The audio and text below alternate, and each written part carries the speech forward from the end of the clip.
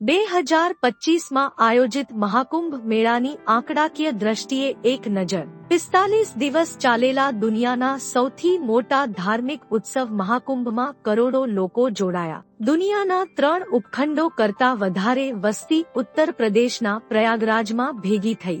66 કરોડ લોકો દ્વારા 45 દિવસમાં સ્નાન કરાયું। ભારતમાં એક જ દિવસે એક જ સ્થળે ભેગા થયેલા સૌથી વધુ 6 કરોડ લોકો મહાકુંભમાં, 5 કરોડ લોકોનું દરરોજ કુંભમાં સ્નાન। 10 લાખથી વધુ કલ્પવાસીઓ મેળામાં રોકાયા। 9 લાખ સંતોનાગા સાધુ જોડાયા। 31 કરોડ લોકો ટ્રેનથી કુંભ આવ્યા। 50,000 પોલીસ કર્મચારીઓ ખડેપગે રહ્યા। 25 લાખ કરોડનો વેપાર કુંભ મેળામાં। 10 લાખ કરતા વધારે લોકોને કાચલાઉ રોજગારી મળી। 45,000 કરોડની આવક હોટેલ ઇન્ડસ્ટ્રીને થઈ।